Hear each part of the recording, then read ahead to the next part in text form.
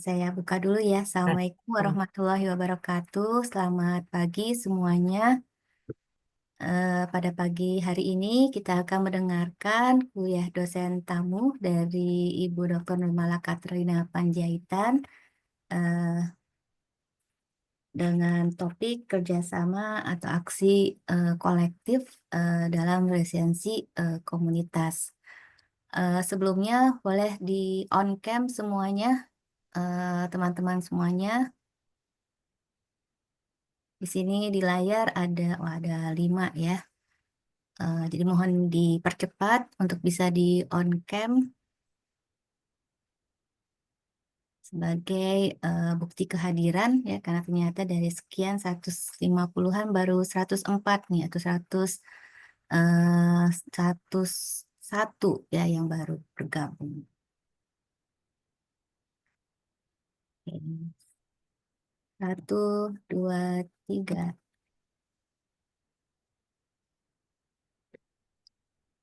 Selanjutnya layar kedua. 1, 2, 3.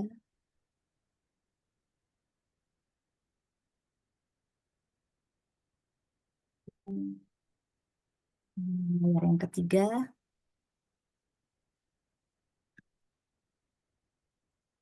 1, 2, 3. Layar yang keempat.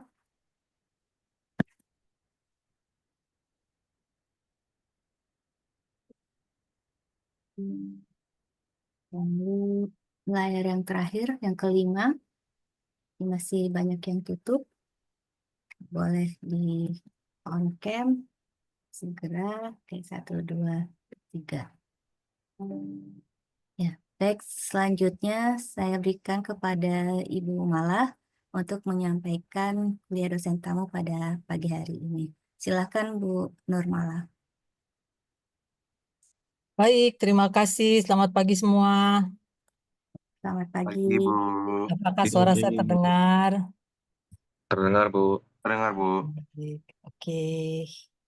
Ya memang pasti kalau jam 8 seperti biasa, pasti mahasiswanya sedikit ya. Begitu ya. Apalagi kalau di ruangan ya. Oke, jadi sebenarnya sudah terbantu ya lewat online ya. Jadi artinya di mana saja Anda bisa buka ya sebetulnya ya.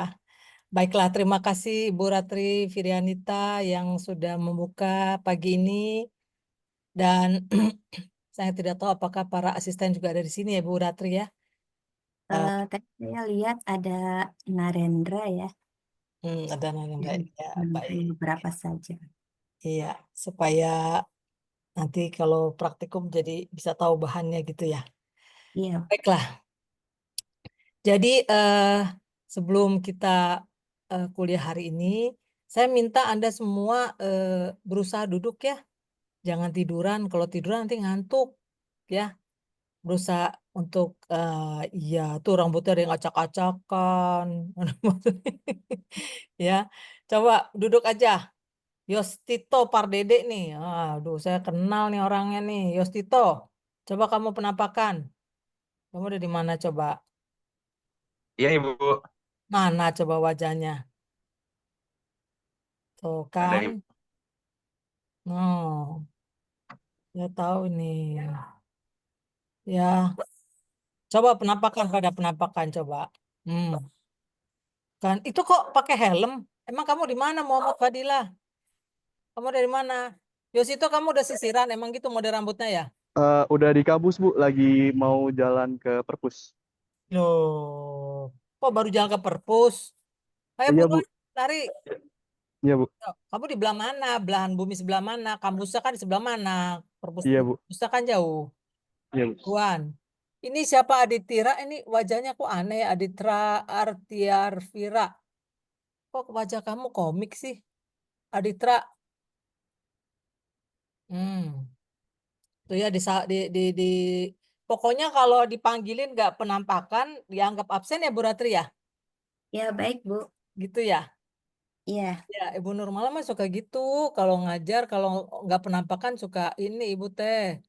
Alifatur Rahman Syaf, ada Aditra tuh udah wajahnya. Tadi kamu ternyata laki ya. Tadi fotonya kayak cewek gitu Aditra. Komiknya. Avatarnya, Iya, Bu. Sonya ada. Nadra ada. Tuh. Ayo, yang lain. Ya, pokoknya mungkin kalau kuotanya mungkin nggak cukup, nggak apa-apa. Tapi kalau Ibu panggil, jangan sampai 3 kali ya. Kalau 3 kali tak penampakan langsung dicoret sama Ibu Ratri ya. Sepakat Ibu Ratri ya? Ya, baik, Bu. Iya, gitu. Dibiasakan aja anak-anak ya, jangan mengandalkan PPT doang ya. Tolong diingat bahwa tujuan kita kuliah itu adalah untuk mendapat ilmu ya. Mendapat ilmu bukan cuma gelar doang ya. Sekarang zaman makin susah, Nisa Aulia, mana wajahmu? Sekarang makin susah hidup itu. Jadi berusahalah meningkatkan kompetensi supaya kalian bisa survive di kemudian hari ya.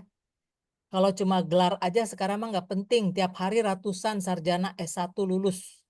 Ya, kalau kamu nggak punya sesuatu yang spesial, kamu nggak bisa kerja. Ibu bilangin, ya. Jadi ketika kita belajar, ambillah ilmunya, ya. Jangan menghidupkan image negatif tentang Gen Z saat ini ya. Gen Z itu kan kayaknya dianggap negatif sekarang ya. Nah, coba hilangkan persepsi itu, jadilah Gen Z yang benar-benar tekun ya. Seperti nanti kuliah saya resiliensi komunitas ya.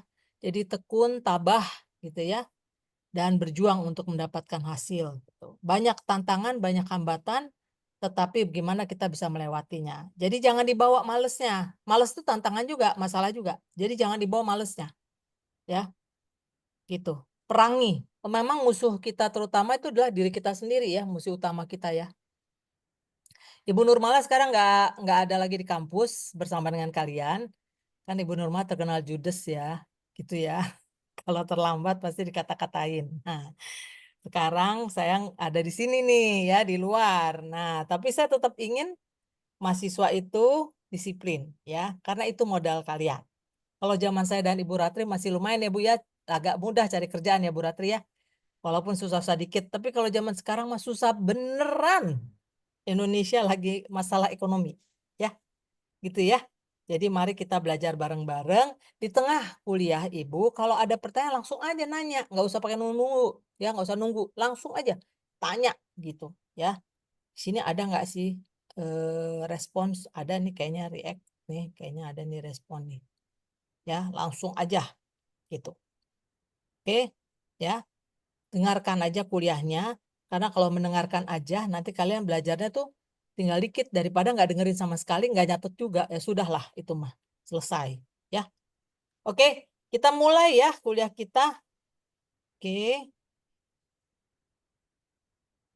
kita mulai kuliah kita. Oke, apakah sudah terlihat? Sudah, Ibu. Sudah Sudah, ya. Ibu.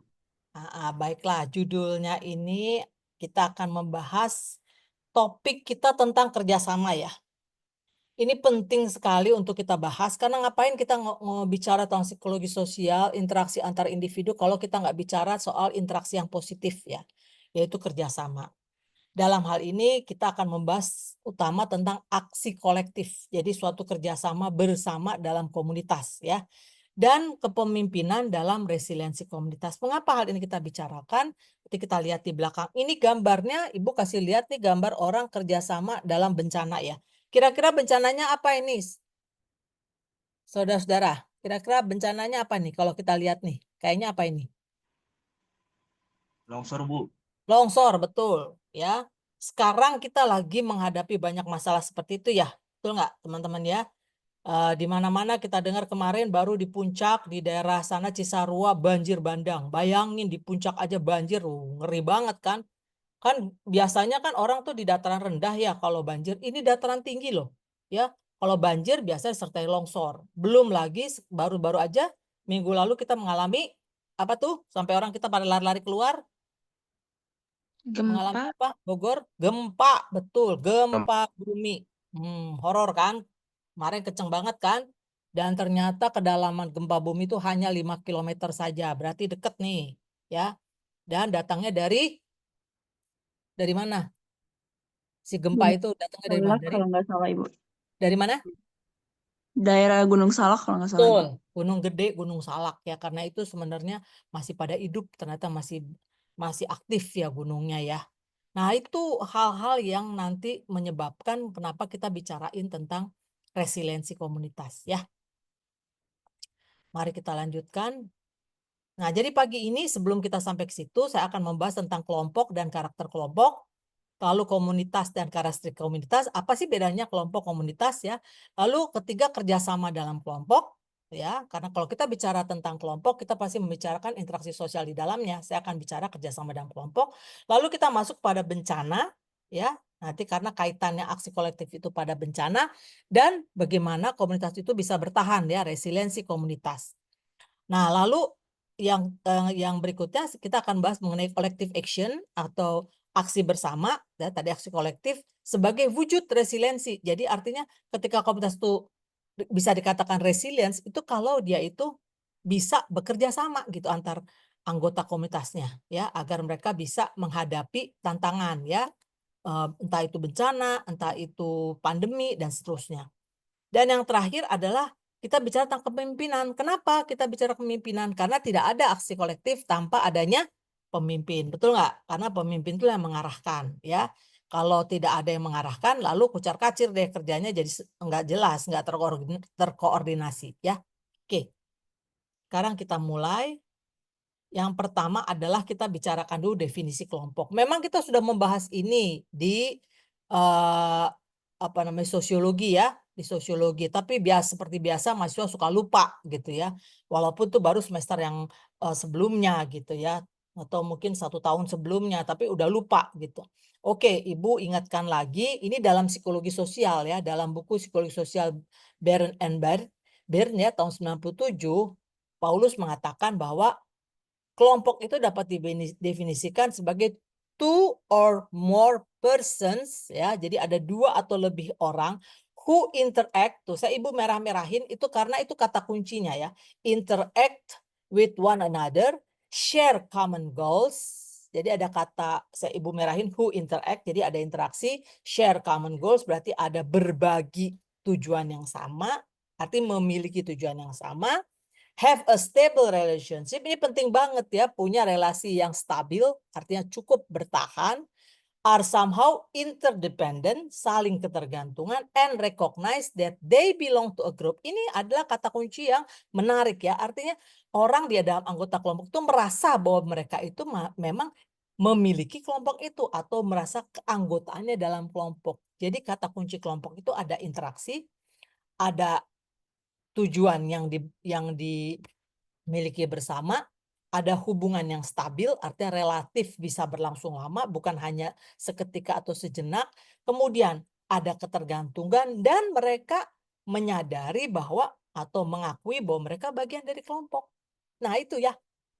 Jadi bisa aja orang pergi bersama-sama, terus kita ngelihat, dia satu kelompok, belum tentu. Kalau tidak ada rasa nih ya merecognize bahwa they belong to a group. They belong to a group. Kalau nggak merasa bisa aja karena kebetulan aja di barengan. Misalnya kita naik mobil apa tuh namanya mobil travel ke Bandung gitu kan ya.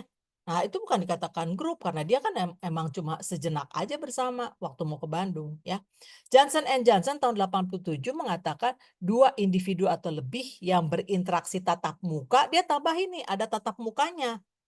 Ya, berarti kelompok itu bisa dikatakan kelompok primer gitu ya. Ya, tatap muka kelompok primer. Kita kan udah mengenal ya ada kelompok primer dan sekunder ya. Di dalam sosiologi kalau kelompok sekunder itu kan komunikasinya juga lewat media gitu ya. Mungkin tidak face to face, tapi kalau Johnson Johnson mengatakan kalau kelompok itu interaksinya itu tatap muka, face to face interaction ya. Yang masing-masing menyadari keanggotaannya. Persis nih kayak si Paulus ini, dia mengatakan belong to a group. Ini juga menyadari keanggotaannya dalam kelompok, menyadari keberadaan orang lain, artinya mengakui ada anggota lain dalam kelompok.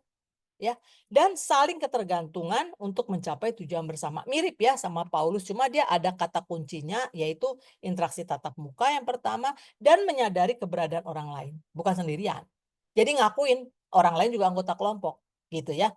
Baru itu dikatakan kelompok. Udah paham ya? Itu yang jadi kekhasan suatu kelompok, ya. Jadi kita jangan terkecoh ketika ngelihat orang lain bersama-sama, belum tentu mereka merupakan satu kelompok ya. Oke. Lalu kelompok itu sendiri itu bisa dibeda-bedakan ya. Artinya berdasarkan apa? Berdasarkan pertama entitativity-nya. Entitativity itu apa? Artinya derajat kesatuan mereka, derajat keeratan mereka, ya entitativity, ya. Kemudian kita bisa bedakan juga berdasarkan derajat kepentingan kelompok bagi anggota. Oke. Nanti kalau entitativity khusus Ibu jelaskan di slide berikutnya. Tapi derajat kepentingan misalnya dia kelompok tugas ya, atau dia kelompok sosial. Semakin dia berhubungan dengan kepentingan individu ya, semakin kuat dong berarti ya kelompoknya ya. Misalnya dia kelompok tugas gitu ya di pekerjaan atau di apa namanya di perkuliahan misalnya, itu kan kepentingan ya, beda dengan kelompok bermain gitu ya. Kalau kelompok bermain atau kelompok apa namanya mungkin satu peminatan, satu hobi misalnya ya, nggak terlalu penting gitu, itu kurang erat dibandingkan dengan yang memang ada kepentingan kelompok di dalamnya. Ketiga adalah kita bisa bedakan karakter kelompok juga dari derajat interaksinya. Ya, derajat interaksinya. Ketika interaksinya sedikit, maka kita mengatakan bahwa kelompok itu tidak terlalu erat ya. Nah, beda dengan kelompok persahabatan, itu interaksinya kan setiap hari telepon-teleponan, curhat-curhatan, pergi sekolah barengan, pergi kuliah barengan, kadang-kadang juga seragaman pakai baju ya. Nah, derajat interaksi. Keempat, derajat berbagi dalam tujuan dan hasil akhir di antara anggota. Ini menarik sekali ya. Jadi kelompok itu karakternya itu bisa dibedakan. Ada karakter yang memang kompak banget gitu ya, tujuannya betul-betul jelas gitu ya. Misalnya ada kelompok kegiatan tertentu misalnya ya, mereka melakukan aksi sosial misalnya ya, sehingga benar-benar mereka serius agar aksi sosial itu berhasil gitu ya. Nah itu ada juga misalnya kayak tadi kelompok persahabatan ya, berbagi bersama, oh kita harus sama-sama nih lulus tepat waktu di IPB gitu ya, dan kita harus lulusnya sama-sama sangat memuaskan minimum misalnya ya. Jadi berbagi, saling tolong-menolong dalam belajar. Nah itu kan beda lagi ya sama kelompok yang memang persahabatan tapi nggak ada tujuan yang sama dan hasil akhir di antara anggotanya. Yang kelima, derajat persamaan di antara anggota. Makin banyak kesamaannya, biasanya kelompok itu karakternya makin kuat gitu ya. Sama hobinya, dan satu lagi juga sama latar belakangnya, ya. Biasanya kalau latar belakang individu itu relatif sama, misalnya kondisi keluarganya, ya, terus udah gitu karakter keluarganya, kondisi sosialnya. Nah, itu biasanya misalnya religius keluarganya, bisa sama-sama religius, biasanya lebih kompak tuh ya karakter kelompok ya. Nah, kemudian lamanya kelompok mampu bertahan. Jadi ada kelompok yang memang ya cuma sejenak aja. Misalnya waktu ada training misalnya ya, kebetulan ada training itu berlangsung selama 1 bulan misalnya. Nah terus ada beberapa orang yang berkelompok ya akrab kemana-mana bareng. Tapi selesai training ya udah ya nggak kompak lagi. Jadi inilah, jadi kelompok ini bisa kita beda-bedakan berdasarkan ini tadi ya,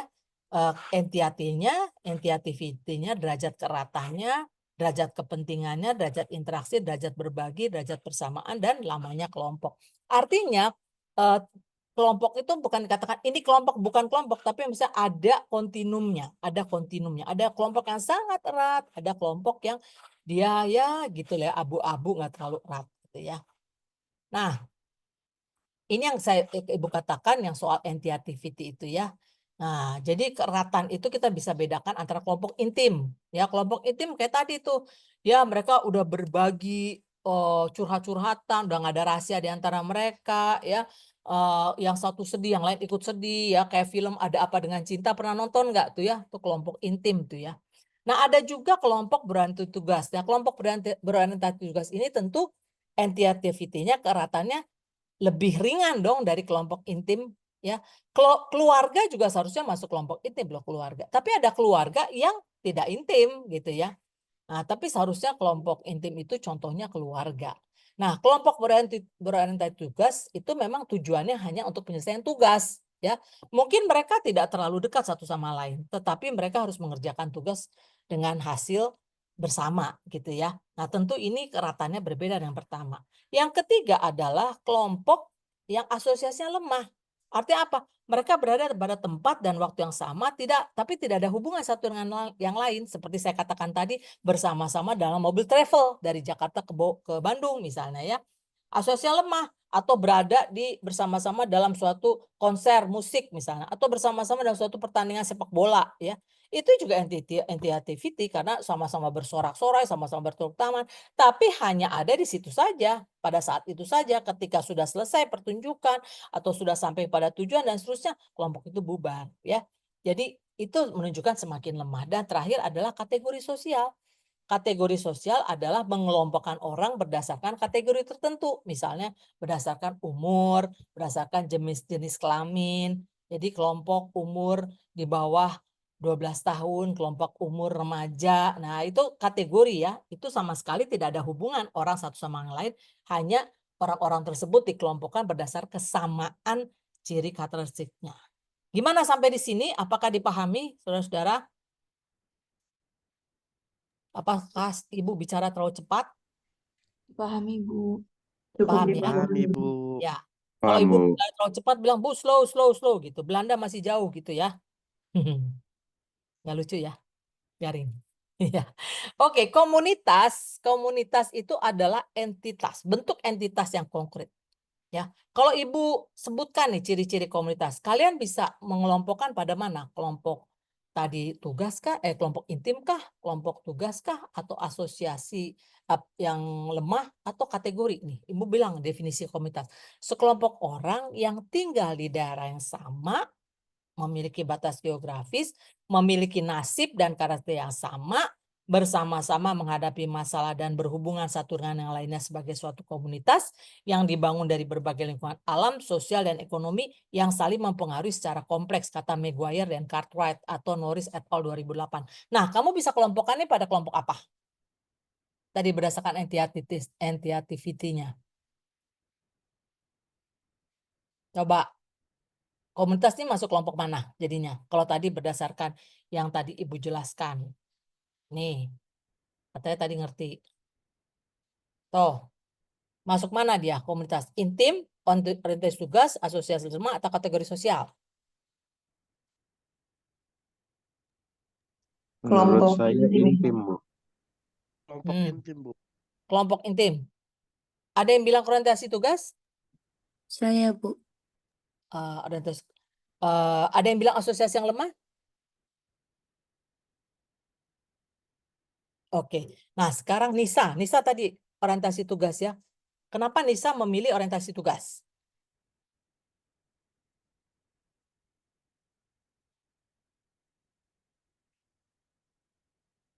Nisa kan tadi yang jawab orientasi tugas, Nisa kan? Ya, Nis.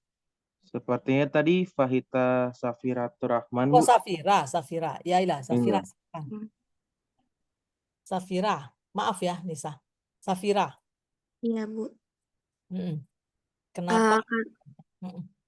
Karena menurut saya komunitas itu biasanya mereka ada tujuan tertentu gitu. Misalnya kayak komunitas sosial, mereka tuh bertujuan untuk seperti misalnya membantu masyarakat yang kesusahan gitu, atau anak-anak jalanan gitu. Mereka bergabung gitu, terus membentuk tugas kayak gimana caranya ngebantu si anak-anak jalanan ini bisa mendapatkan kesempatan yang sama untuk bersekolah misalnya. Seperti itu, Bu. Oke. Jadi komunitas memang bisa macam-macam. Ada komunitas sepedaan, ada komunitas kayak tadi ya, berorientasi untuk mendidik anak-anak jalanan, atau orientasi atau misalnya komunitas yang lingkungan, benar ya. Namun yang Ibu jelaskan di sini adalah komunitas yang berhubungan dengan geografis ya, tinggal di daerah yang sama. Itu ya, tinggal di daerah yang sama. Makanya tadi saya setuju dengan teman-teman yang mengatakan bahwa ini adalah kelompok intim gitu ya. Karena bukan hanya dia tinggal di daerah yang sama, tapi juga dia mempunyai nasib dan karakteristik yang sama dan bersama-sama menghadapi masalah. Gitu. Dan mereka saling mempengaruhi secara kompleks. Ya.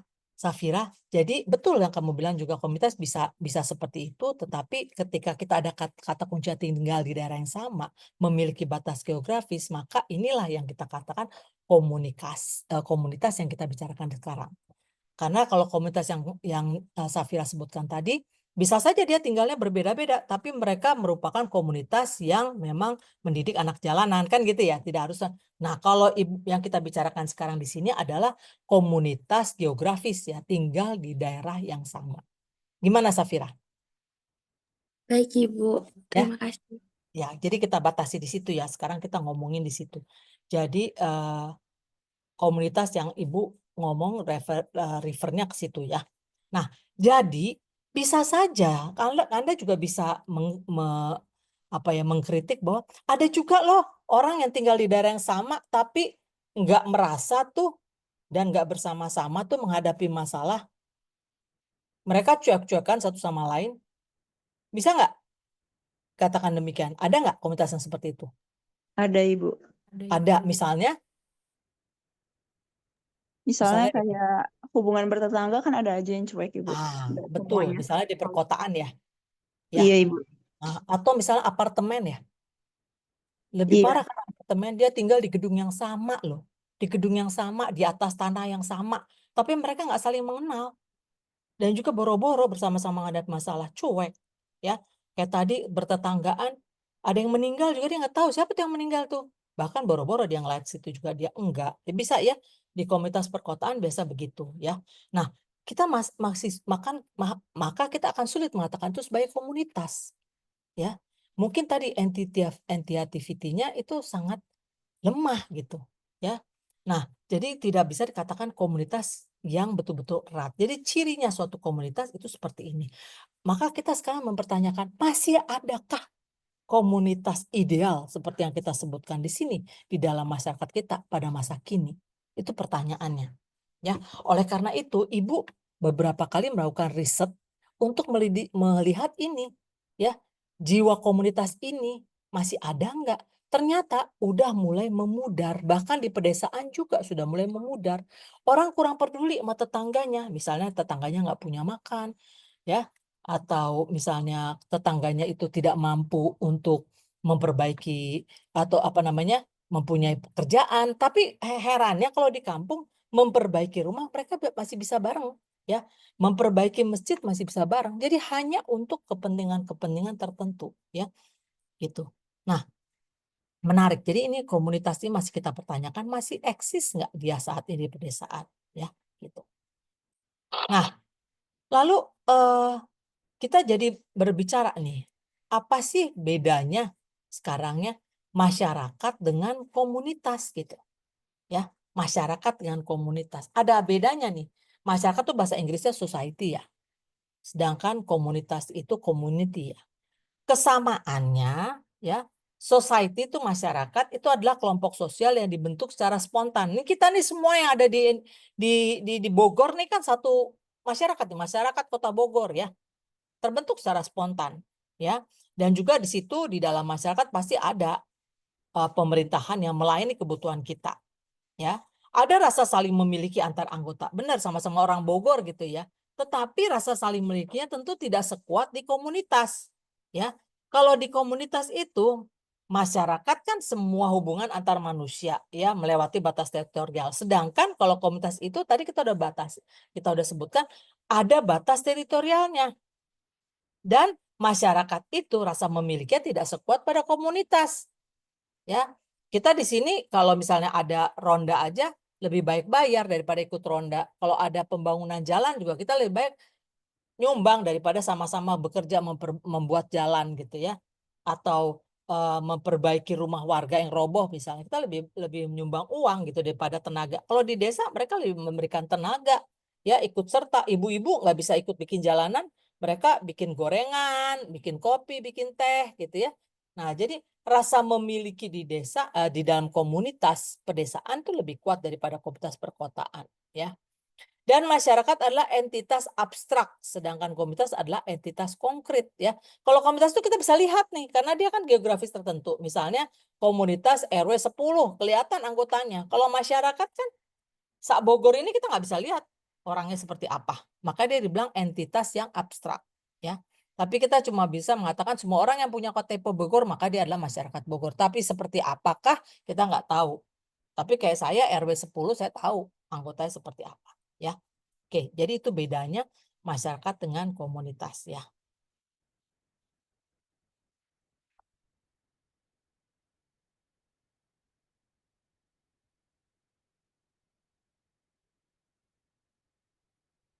Oke, lanjut ya.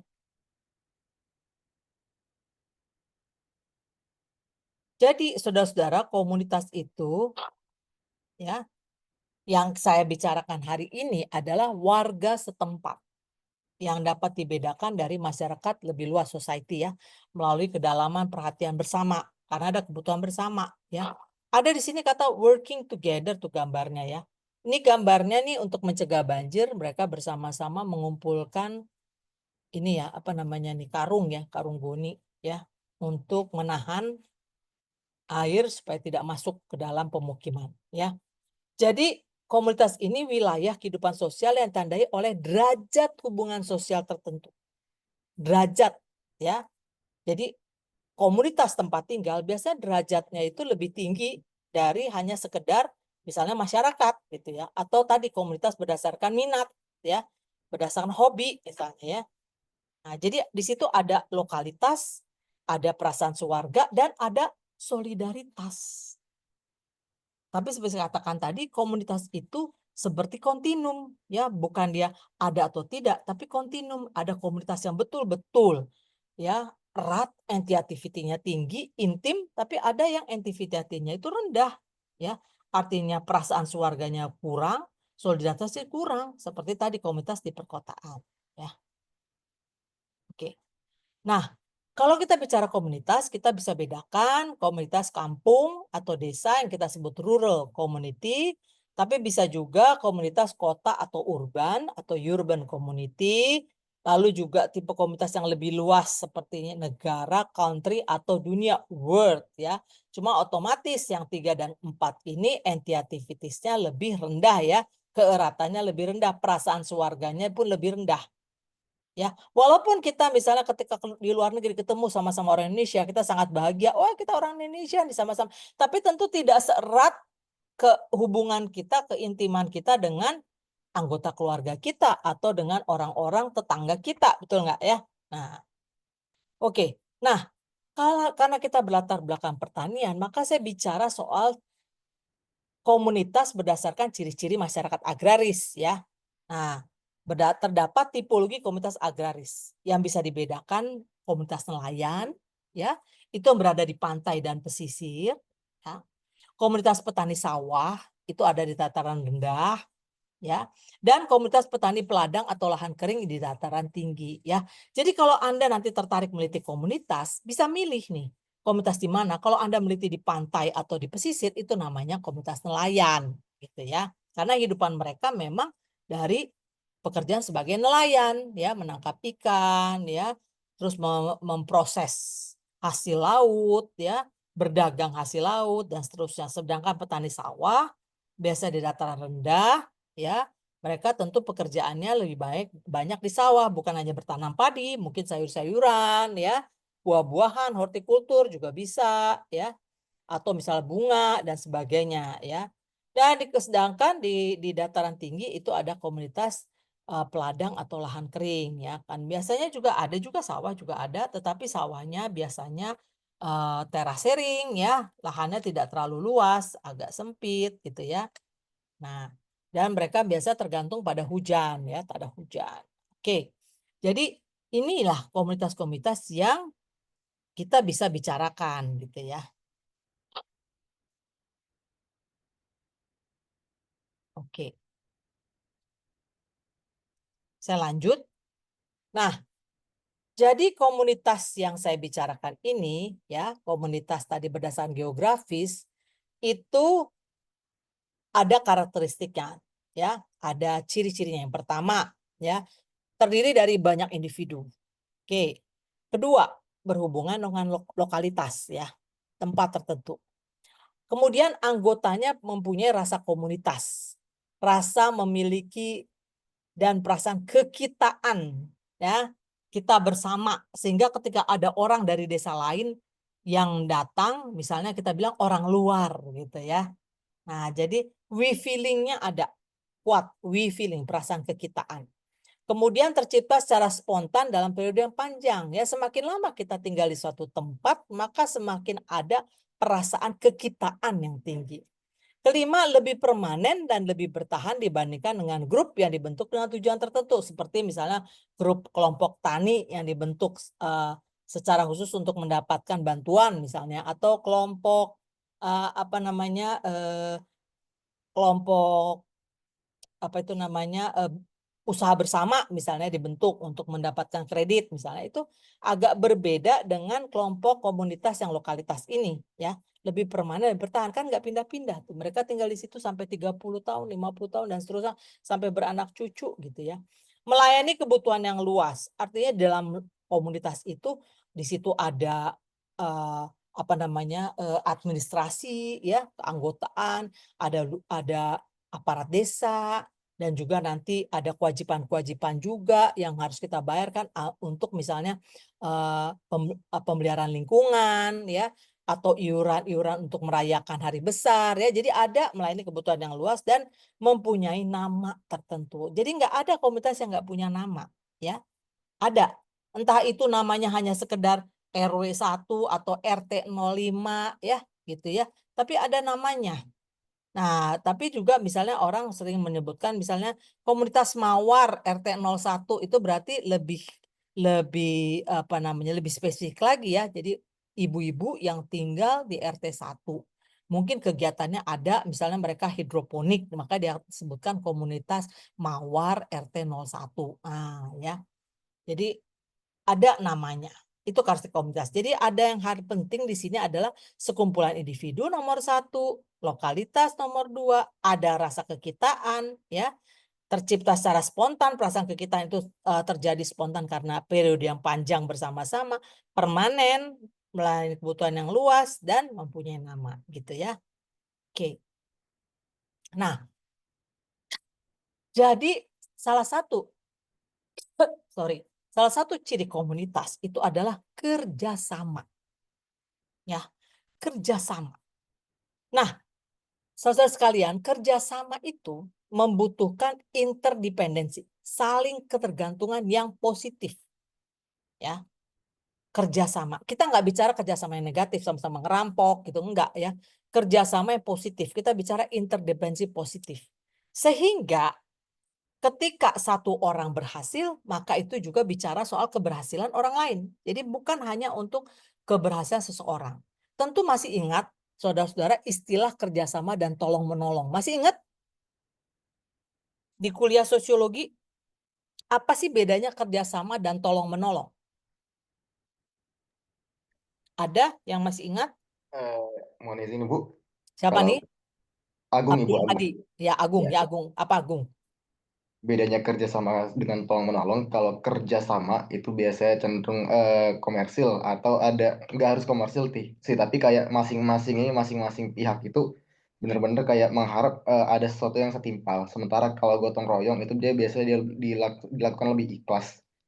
Jadi kayak kerjasama itu emang punya tujuan yang jelas. Sementara kalau gotong royong ya udah itu emang purely sosial itu.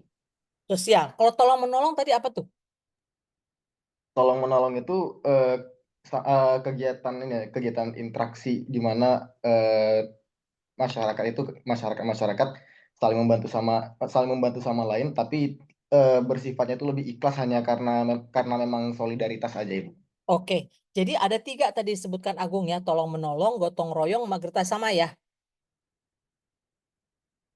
Betul Iya, Agung? iya Ibu. Kerjasama tadi kan seperti ada bau-bau bisnisnya gitu ya. Gitu ya tadi ya. Iya Ibu, benar. Oke, makasih Agung. Baik, bagus. Ada lagi yang punya masih ingat kuliah bedanya kerjasama dan tolong-menolong?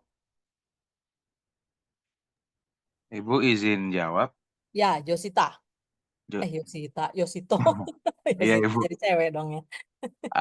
Seingat saya kemarin waktu itu di salah satu kuliah Ibu juga sempat bilang kalau kerjasama itu tujuannya untuk goalnya adalah goal kelompok. Tapi kalau tolong menolong itu goalnya goal individu. Kalau nggak salah Dong. yang saya ingat begitu. Ya. Jadi Yosito nih nggak yakin nih ya. Yakin nggak? Sedikit ragu, Bu. Ragu. Iya, Kenapa kamu lupa-lupa ragu? ingat soalnya. Kenapa kamu ragu? Lupa-lupa ingat soalnya, Bu. Tapi setelah dipikir-pikir kayaknya masuk akal juga kalau emang tujuan dari kerjasama itu adalah tujuan kelompok, tujuan bersama. Tapi kalau tolong-menolong memang fokusnya adalah untuk memenuhi kebutuhan salah satu individu misalnya dalam satu kelompok itu. Ya. Seperti itu sih, Bu. Oke. Jadi kerjasama untuk kepentingan bersama, kalau tolong-menolong kepentingan individu. Tadi mirip juga sama tadi Agung, kerjasama itu untuk misalnya bisnis gitu, untuk mendapatkan tujuan bersama gitu ya. Oke, dua-duanya bagus. Ada lagi yang lain yang bisa Izin memberikan menjawab. contoh? Siapa nih?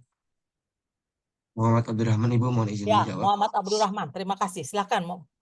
Kamu Baik, dipanggilnya? Ibu terima. Kamu dipanggilnya apa? Azam, Ibu. Siapa? Azam. Azam. Oke, ayo Azam. Baik, terima kasih Bu atas kesempatannya. Ya, gimana Azam? Kalau menurut saya itu tolong menolong adalah gimana kita saling membantu secara sukarela dalam situasi tertentu tanpa adanya tujuan bersama dan jangka panjang gitu. Jadi itu lebih relatif spontan dan biasanya terjadi di kebiasaan sehari-hari. Dan kalau untuk kerjasama adalah seperti katanya yaitu bekerja bersama, ada kerja dan ada bersamanya gitu untuk mencapai tujuan yang sama dengan pembagian tugas dan tanggung jawab yang ada gitu dari masing-masing individu dan dikerjakannya secara kelompok. Demikian, Oke. Ibu. Ada lagi Azam menambahkan tadi bahwa kalau kerjasama itu tadi ya bekerja bersama-sama, ada pembagian pekerjaan gitu ya. Sedangkan kalau tolong menolong itu ya artinya saling tolong menolong dalam masyarakat gitu ya. Oke, terima kasih tiga-tiganya. Ya, memang agak susah nih bahasa Indonesia, memang suka sampai ada 3, tolong menolong, gotong royong, sama kerjasama. Ya, oke. Kita kawinkan ya ketiga pernyataan teman-teman ini ya, dari Agung tadi, Yostito, sama dari Azam ya. Oke, jadi kerjasama itu adalah ketika pihak-pihak itu bekerja bersama-sama untuk mencapai tujuan bersama gitu ya. Jadi untuk kepentingan bersama, oke ya, untuk kepentingan bersama, tujuan bersama gitu ya. Nah, sedangkan tolong menolong itu ada dari kata juga tolong menolong. Berarti dalam satu saat saya menolong dia, nanti nanti pada saat lain dia menolong saya. Makanya ada tolong menolong. Artinya dalam tolong menolong di situ ada kepentingan seseorang yang kita tolong. Ya. Nah, dengan di kemudian hari dia juga bisa menolong kepentingan saya.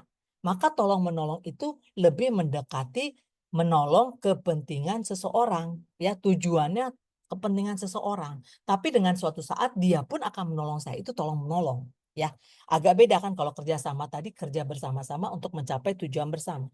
Tolong menolong tadi lebih kepada kepentingan individu dan individu lain. Jadi bukannya kita curahkan pada dia, tapi lain kesempatan dia juga menolong saya, tapi untuk kepentingan saya pribadi. Misalnya saya mendapat musibah, maka tetangga membantu saya. Di satu kesempatan ketika tetangga saya mengalami musibah, saya membantu dia juga gitu. Itu namanya tolong menolong. Oke, ada lagi gotong royong. Gotong royong itu sama, mirip sama kerjasama, tapi biasanya gotong royong itu lebih kepada suatu bentuk adanya misalnya suatu kegiatan khusus, misalnya dalam pembuatan jalan seperti tadi ya, kemudian apalagi membuat jembatan yang roboh misalnya terhempas oleh banjir bandang ya, maka masyarakat bergotong royong. Tentu gotong royong itu ada unsur kerjasamanya ya dong, pasti dong, untuk tujuan bersama juga. Tapi lebih gotong royong itu biasanya dikoordinir oleh dari atas biasanya ya. Misalnya dari aparat, ayo sekarang kita gotong royong yuk bikin jembatan, atau kita gotong royong nih membersihkan desa gitu ya. Jadi ada seperti itu. Oke, jadi terima kasih ya untuk Agung, Yostito, dan Azam yang sudah bersama-sama saling melengkapi. Oke.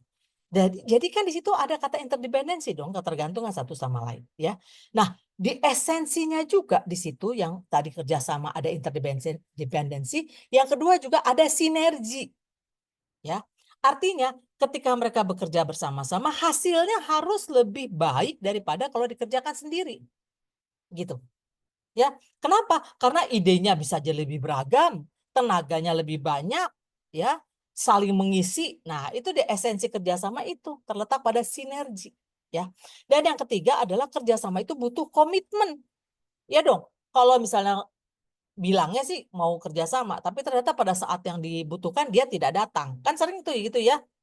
Nah, misalnya kita membentuk suatu kepanitiaan gitu. Oke, kita sepakati kita kerjasama ya sebagai acara ini supaya sukses gitu. Tapi ternyata saat-saat rapat ada aja yang nggak hadir, nggak komit itu artinya.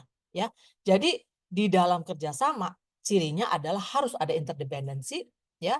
Jadi saling tergantung satu sama lain, artinya dan juga dimaksudnya di situ adalah saling sama-sama saling membantu untuk berhasil. Lalu kemudian ada sinergi menyatukan semua kemampuan sehingga menjadi lebih baik daripada kerja sendiri. Dan yang ketiga harus ada komitmen, ya, saling memberi, saling menerima, ya, dan ada dinamika di situ, ya, ada komitmen. Jadi jangan hanya satu orang aja kerja, semua harus sama-sama kerja. Kelelahan dibagi bersama, keberhasilan pun menjadi milik bersama itu ya.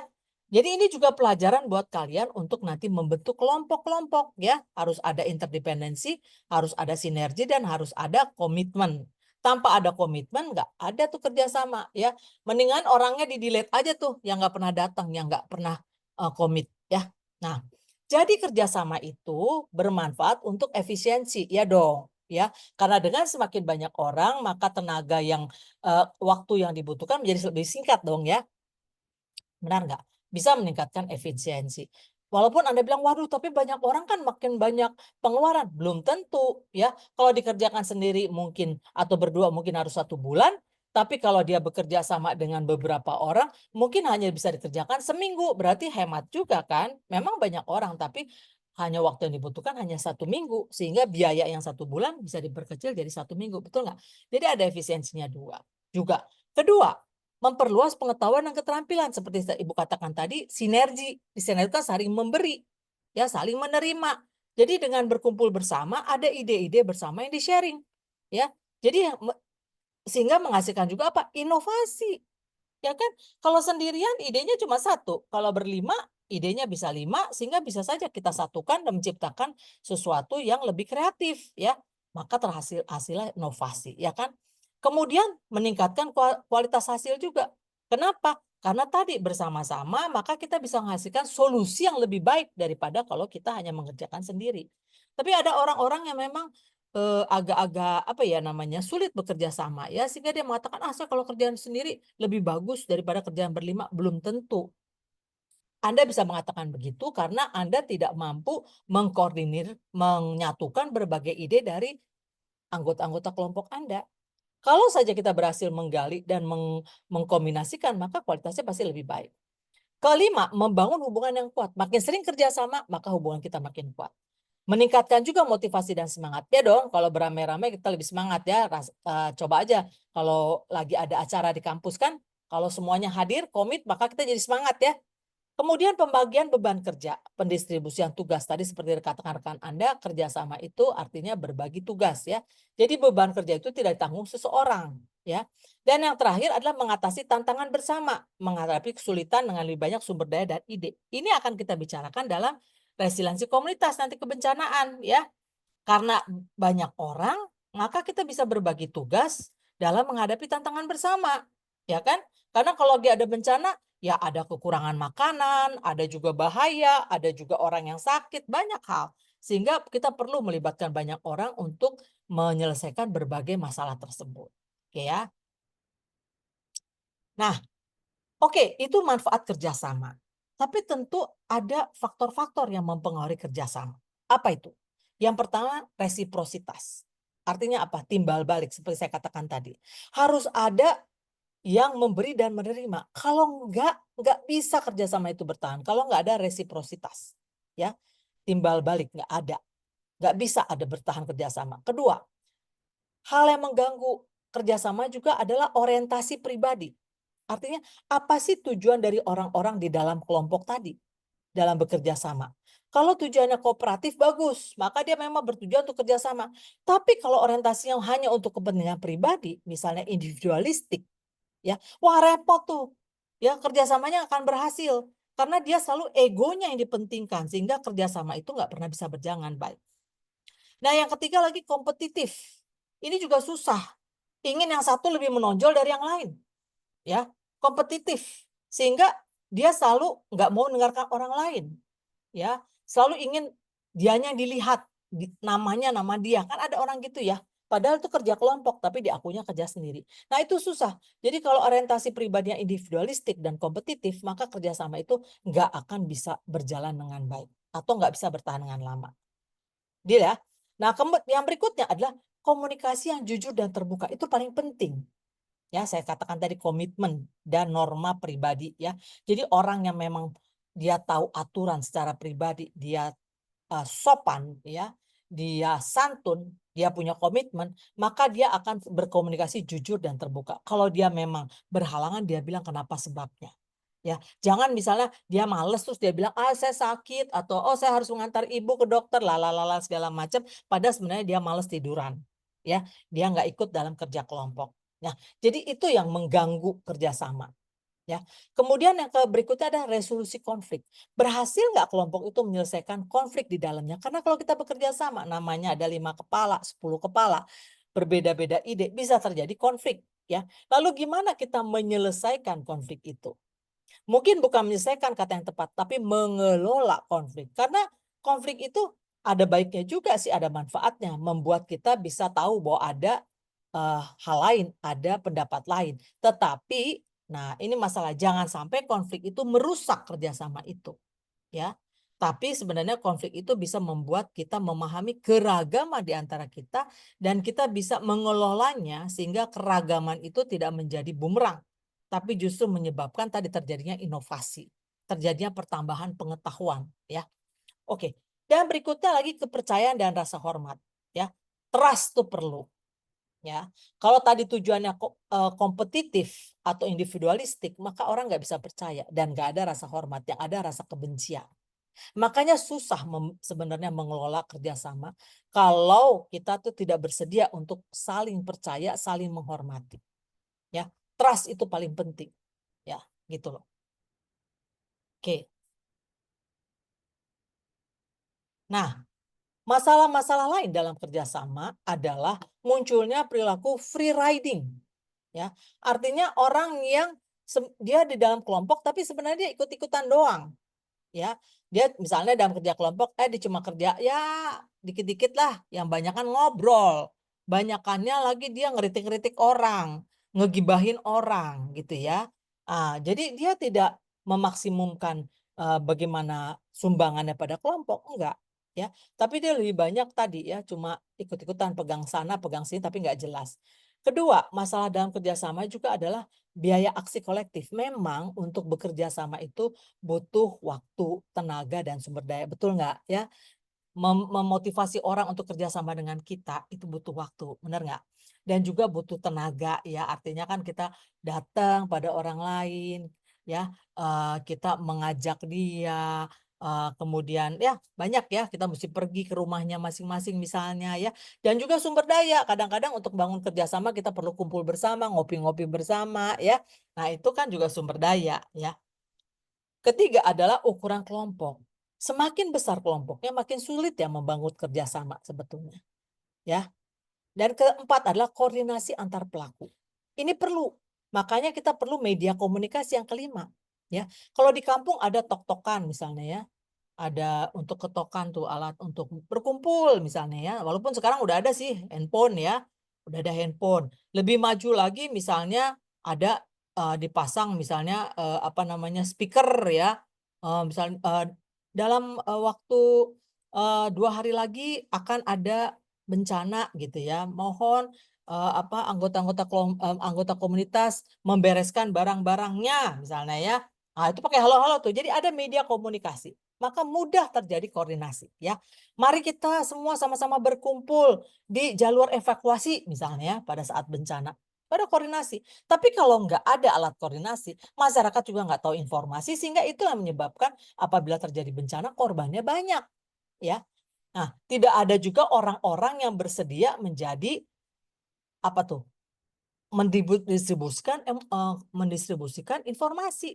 Makanya tadi kan collective action tuh butuh tenaga ya, aksi bersama. Karena kan ada orang-orang yang bersedia gitu ya, pergi ke rumah-rumah, memberikan informasi tentang bagaimana nanti kalau ada gempa, apa yang harus dilakukan, kemana larinya. Nah, jadi ada koordinasi. Di dalam koordinasi inilah kita bicara nanti kepemimpinan, ya pemimpin itu dia. Oke, sebelum kita pindah pada bencana, ada mungkin yang mau menanyakan tentang kerjasama. Silahkan.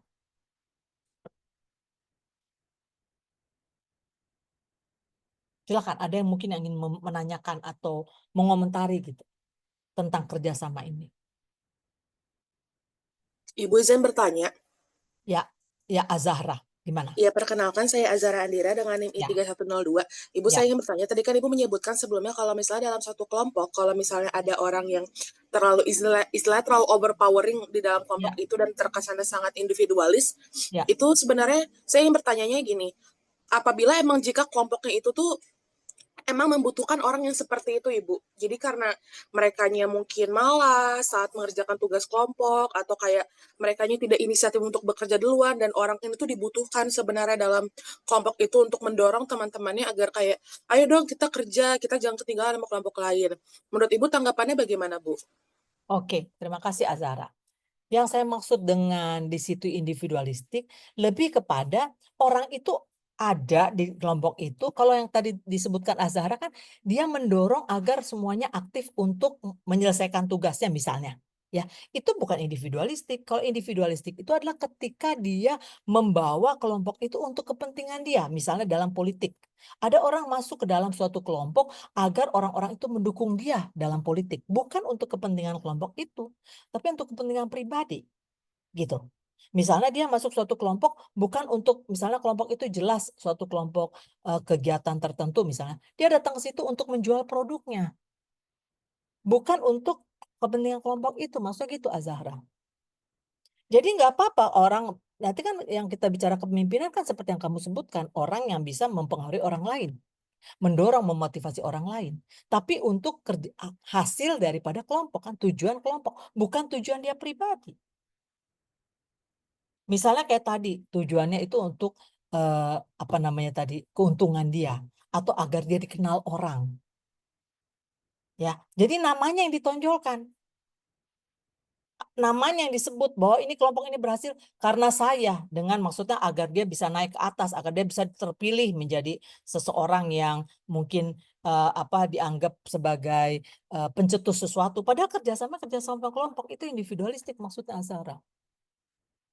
Atau yang tadi kompetitif, ya. Jadi pokoknya dia nggak mau dengar orang lain. Saya pernah ya ngajar di suatu kelas, tuh ya. Itu kalau ada si A nanya, pasti habis si A nanya, si B pasti nanya. Nah, dan pertanyaannya tuh seperti agak berlawanan dengan dia. Judulnya seperti ingin menjatuhkan, itu yang kompetitif. Padahal itu kelompok kecil ya, pasca sarjana gitu ya, di mana mereka harusnya bekerja sama ketika belajar. Tapi ketika satu bertanya, yang satu tuh selalu ingin muncul juga, nggak mau kalah dengan yang satunya. Itu yang kompetitif Azahra. Tapi kalau yang kamu katakan orang itu dia menonjol, bisa memotivasi teman-temannya, bisa mendorong teman-temannya, itu bukan individualistik namanya. Itu ciri kepemimpinan, Azahra. Apakah bisa diterima? Bisa, Ibu. Terima kasih banyak, Ibu. Ya, gitu tujuannya. Jadi nggak masalah. Justru perlu kita butuh tokoh-tokoh. Nanti kita bicarakan di belakang tokoh-tokoh pemimpin itu, ya, gitu. Jadi individualistik sini lebih kepada untuk dia menonjol sendiri, gitu ya. Itu individualistik. Dia masuk kelompok hanya untuk menjual produknya, atau dia ingin masuk kelompok supaya namanya nanti kelihatan ke depan. Padahal mah kerjanya kerja sama kelompok. Ada orang-orang kayak gitu. Ya, oke. Terima kasih Azahra. Yang lain yang mau bertanya juga? Ada? Ini baru Azahra nih perempuan yang bertanya nih. Yang lain apakah masih ini nih? Masih pada seger apa udah mengantuk-ngantuk nih? Nggak ada yang bertanya? Oke, saya lanjutkan ya. Nanti bertanya aja ya. Oke, supaya nggak ngantuk juga sih kalau nanya-nanya. Tapi kalau nggak jelas, bilang aja kalau nggak jelas gitu ya. Oke. Nah, jadi kan tadi saya sebutkan juga apa sih manfaat dari kerjasama? Kan untuk menghadapi tantangan misalnya kayak bencana, ya. Nah, kita sekarang ngomongin nih kerjasama ketika ada bencana pada komunitas. Baru-baru ini kita gempa, kita juga ada banjir bandang, kita juga ada tanah longsor. Lengkap deh Indonesia dah, mau apa komunitasnya, mau bencana apa ada semua, ya. Mau bencana pandemi ada, angin ribut ada, ya, kebakaran loh sering, apalagi puting beliung ada, gunung berapi ada, tsunami ada, mau apa lagi? Ya, ada nih semuanya nih. Ya. Jadi bencana itu apa sih yang disebut bencana? Adalah nih ya, camkan nanti kalau Anda mau ambil mata kuliah resiliensi komunitas, nanti pasti akan bicara. Bencana itu adalah peristiwa atau rangkaian peristiwa yang mengancam dan mengganggu kehidupan dan penghidupan masyarakat. Ya, ada kata mengancam. Mengancam, mengganggu kehidupan dan penghidupan. Jadi kalau misalnya banjir tuh cuma hujan cuma 2 hari misalnya terus menerus, tapi tidak menyebabkan banjir, orang masih bisa pergi kuliah, orang masih bisa pergi bekerja, itu bukan bencana namanya.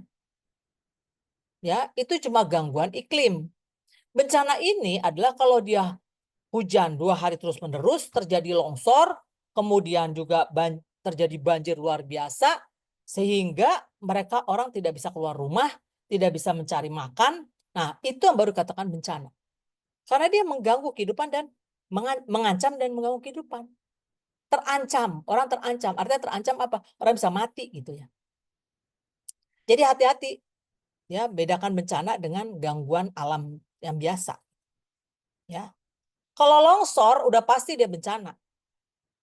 Karena dia mengancam kehidupan masyarakat. Kan kalau longsor kan biasanya menutupi rumah, menimpa rumah, atau menutupi tanah pertanian sehingga orang nggak tahu lagi tanahnya yang mana karena ketutup dari atas, gitu kan? Gitu. Gempa udah pasti bencana gempa. Dia bukan gangguan alam kalau bencana. Tapi hujan belum tentu dia merupakan bencana. Gitu ya. Bisa dipahami, saudara-saudara? Ya. Bencana itu bisa disebabkan faktor alam, bisa juga non alam, maupun faktor manusia. Sehingga mengakibatkan korban jiwa, kerusakan lingkungan, kerugian harta benda, dan dampak psikologis. Orang jadi trauma gitu. Ya. Faktor alam seperti apa? Tadi ya, karena apa tadi? Banjir, tanah longsor, gempa bumi, gunung meletus, ya. Itu faktor alam. Kalau faktor non alam seperti apa? Ada yang tahu nggak? Kebakaran hutan, degradasi hutan mungkin Ibu. Degradasi hutan akibat apa? Akibat penebangan liar. Penebangan liar. Tambang juga. Oke, betul. Siapa yang melakukan penebangan liar? Manusia Ibu. Manusia, betul. Jadi bencana yang disebabkan oleh faktor manusia. Ya.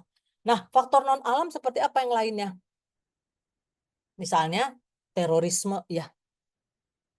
Ya kan? Apalagi? Apalagi? Misalnya pembuangan sampah. Apa? Cybercrime. Cybercrime. Oke, betul. Apalagi? Pembuangan sampah sembarangan. Ya kan? Atau apalagi sekarang? Di mana terjadi kontaminasi ya sungai akibat pembuangan limbah sembarangan. Ya. Ibu, maaf saya izin bertanya. Ya, Kalau silakan. untuk pembuangan sampah sembarangan itu masuknya ke bencana atau akibat dari pembuangan sampah sembarangannya yang masuk ke bencana kayak banjir atau pencemaran sungai gitu-gitu. Ya, pencemaran sungai kan. Jadi pencemaran sungai itu ya karena dia membuang sampah sembarangan artinya terjadi pencemaran sungai. Nah, itu apakah kita sebutkan faktor alam atau faktor manusia? Manusia Ibu. Manusia kan. Karena alamnya nggak berbuat apa-apa, kitanya ngerusak alamnya gitu kan. Ya, jadi harus dibedakan di situ. Nah, jadi oke. Jadi ketika bencana terjadi pada komunitas, belum tentu komunitas itu langsung bisa ditolong. Karena bisa saja dia jaraknya misalnya jauh dari pusat misalnya, ya. Seperti kebakaran di Sumatera Selatan, ya. Karena itu akibat faktor alam sih, bukan orang, ya. Karena waktu itu kekeringan yang panjang sehingga mudah sekali matahari ketika ada sesuatu kering, terus udah gitu ada air misalnya gitu langsung terbakar ya, bisa itu ya.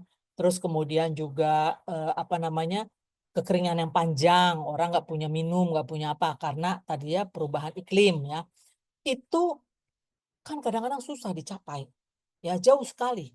Nah, oleh karena itu masyarakat harus mempunyai mekanisme bagaimana mereka bisa bertahan sebelum bantuan itu datang. Dan tentunya setelah bantuan itu datang belum tentu mencukupi kebutuhan. Sehingga mereka harus bisa bagaimana caranya mengatasi kondisi yang penuh kekurangan tersebut, ya. Nah, jadi disitulah yang dikatakan bicara soal resiliensi. Resiliensi bisa bertahan, bisa apa namanya, bisa bisa bangkit kembali setelah terjadinya bencana. Maka di sini resiliensi komunitas itu Longstaff mendefinisikan sebagai kemampuan komunitas untuk menyerap gangguan dan perubahan sambil tetap dapat mempertahankan fungsi dasarnya. Maksudnya apa menyerap gangguan? Jadi artinya gangguan itu datang ya, entah itu bencana alam atau non alam atau karena ulah manusia.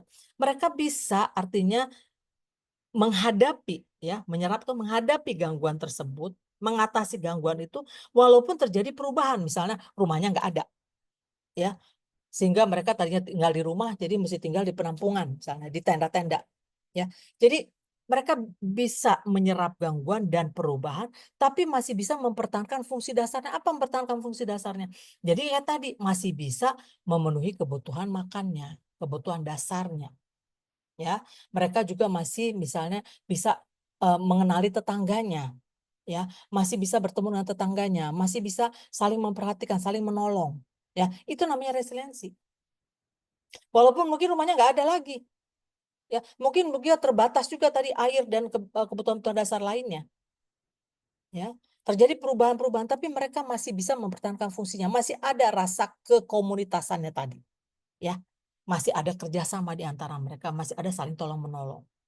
Ya, jadi resiliensi komunitas itu adalah proses sosial yang menjelaskan bagaimana masyarakat berespon terhadap kekuatan eksternal. Ya, jadi resiliensi komunitas itu bicara soal adanya gangguan dari luar, bukan dari dalam. Gangguan dari luar, ya. Dan itu bukan hanya bencana alam, tapi bisa juga kemerosotan ekonomi atau ancaman-ancaman lain terhadap sustainabilitas seperti tadi Anda bilang cybercrime atau misalnya ada apa namanya terorisme misalnya, ya. Itu tiba-tiba terorisme datang ke kampung tuh, ya sehingga banyak tentara mengerubungi kampung, masyarakat nggak bisa keluar, masyarakat jadi ketakutan. Nah, bagaimana mereka bisa berespons terhadap gangguan-gangguan tersebut, ya? Ketika mereka bisa menerima, menyerap gangguan tersebut dan bisa menyesuaikan diri, beradaptasi pada perubahan-perubahan yang ada, itulah yang dikatakan sebagai resiliensi komunitas. Gitu. Ya, lihat di sini gambarnya. Support networks ya, ada tolong menolong. Nah, jadi suatu komunitas itu kita katakan resilience ya tadi ya, dia bisa menyerap dan beradaptasi pada gangguan bila mereka itu berhasil mencapai kenyamanan fisik. Jadi walaupun misalnya mereka masih ada di tenda gitu ya, tapi ya lumayan lah nggak ada rasa ketakutan lagi ya dibandingkan waktu tinggal di rumah misalnya karena gempa misalnya ya. Kenyamanan psikospiritual artinya nggak rasa takut itu berkurang. Kenyamanan sosiokultural, kultural artinya mereka masih bisa ketemu sama teman-temannya, masih bisa tolong-menolong, dan kenyamanan lingkungan. Ya, artinya mereka punya tempat untuk misalnya buang air bersih, ya sehingga tidak bau di sekitarnya, gitu ya. Kemudian juga tersedia fasilitas. Itu yang dikatakan komunitasnya udah resilience. Tapi kan susah nih kayak begini nih. Butuh waktu ya mencapai kenyamanan fisik, psikospiritual, sosiokultural, dan lingkungan. Namanya kita tinggal di tenda, tidak tinggal di rumah sendiri. Maka kenyamanan namanya psikospiritual dan fisik juga ya mungkin sulit tercapai ya, butuh waktu ya. Ada yang batuk-batuk mungkin karena banjir ya, atau gatal-gatal ya, atau apalagi anak-anak sakit misalnya ya. Nah, jadi artinya cukup cukup cukup sulit juga ya indikator dari suatu komunitas yang resilience ya. Harus kata Kolcaba harus tercapai ini kenyamanan fisik, psikospiritual, sosiokultural dan lingkungan. Tapi ini kan tergantung kepada individu juga ya. Karena kan kenyamanan itu kan berdasarkan persepsi kita ya. Ada orang yang karena berasa bersyukur banget ya. Jadi walaupun dia tinggal di tenda ya, makanannya mungkin tidak seperti bervariasi seperti di rumah, tapi bersyukur sudah tidak tinggal lagi di daerah yang longsor misalnya. Bersyukur sudah tidak lagi deg-degan, takut rumahnya roboh. Ada yang begitu. Tapi walaupun kenyamanan itu tidak maksimal ya. Jadi ini indikatornya. Saudara, indikator resiliensi komunitas. Ya, tapi tentu untuk mencapai ini, saudara-saudara, perlu ada namanya aksi bersama, aksi kolektif. Ya, membangun jalur-jalur evakuasi, membangun tempat-tempat hunian sementara. Ya, nah itu perlu aksi kolektif. Apa itu aksi kolektif? Yaitu tindakan yang dilakukan kelompok baik secara langsung atau atas nama organisasi untuk mencapai kepentingan bersama. Itu aksi kolektif. Apa tuh katanya baik secara langsung? Maksudnya, nih anggota komunitas, ayo kita sama-sama nih. Ya, bisa juga itu. Atau misalnya atas nama organisasi, misalnya Palang Merah Indonesia membantu pada saat terjadi tsunami. Ya, dia menggalang kelompok anggota-anggota masyarakat untuk bersama-sama di bawah naungan Palang Merah Indonesia untuk tadi mengatasi tsunami. Ya, jadi aksi itu namanya aksi kolektif. Ya, nah oleh karena itu aksi kolektif itu bisa muncul dari bawah, ya. Dari bottom ke up, jadi tadi kerjasama, bisa juga koordinasi, kayak tadi saya bilang Palang Merah, ya, itu top down, jadi Palang Merah Indonesia mengkoordinir anggota komunitas untuk bersama-sama membersihkan lokasi bekas tsunami, membangun rumah-rumah hunian sementara, itu koordinasi. Tapi sebaliknya ketika masyarakat bersama-sama membangun dapur umum untuk menyediakan makanan untuk anggota komunitas ketika terjadi bencana, itu kita bisa katakan kerjasama bottom up. Itu kata Davis ya. Jadi tindakan kolektif bisa dibedakan muncul dari bawah, itu disebut kerjasama, atau datang dari atas, koordinasi namanya top down. Ya. Nah, aksi kolektif, yaitu bentuk kerjasama ini, ya bisa diukur melalui seberapa intensitasnya, ya. Seberapa artinya berapa banyak frekuensinya, berapa sering terjadinya frekuensinya. Apa saja jenis aksi kolektif itu? Ya, kalau frekuensinya misalnya kan setiap hari mereka kerjasama bisa 2 kali seminggu, ya. Nah, sedangkan jenis jenis kerjasamanya apa? Ya, misalnya membuat embung untuk menampung air. Apalagi misalnya menggalang dana ya untuk keluarga-keluarga yang miskin misalnya jenis. Dan yang ketiga adalah bisa diukur dari kesediaan berpartisipasi. Artinya mereka sebenarnya bersedia atau kepaksa. Ya. Kalau aksi kolektif ini dilakukan tapi karena terpaksa karena takut dapat sanksi, nah itu namanya rendah itu aksi kolektifnya. Tapi kalau dia bersedia karena memang dia rela, dia ingin membantu, nah itu berarti aksi kolektifnya tinggi itu. Ya. Nah, aksi kolektif itu butuh pemimpinan. Ya loh. Iya dong, kalau nggak ada memimpin, nanti aksi kolektifnya nggak jelas dong tujuannya apa. Pembagian kerjanya nggak jelas dong. Itu pertama. Kedua, rasa percaya, seperti saya katakan di trust ya. Harus ada trust kan, percaya, kepercayaan. Dan ketiga, harus ada partisipasi. Jadi 3 unsur ini penting untuk membangun aksi kolektif. Ada kepemimpinan, ada rasa percaya ya, salah satu sama anggota dan partisipasi komunitas. Ya, gitu. Nah, oke.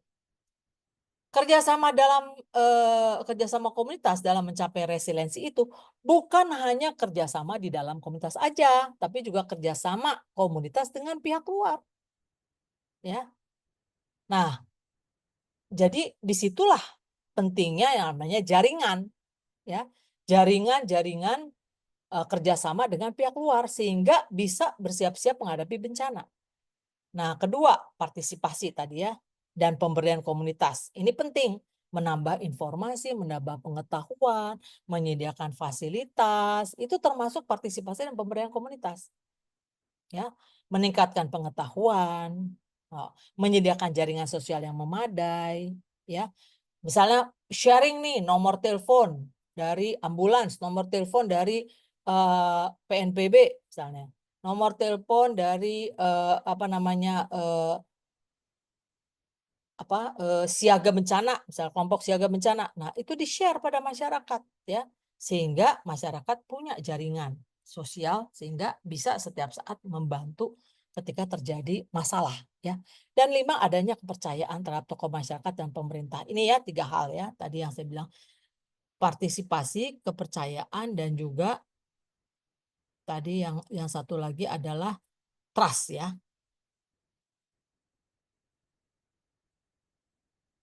Nah,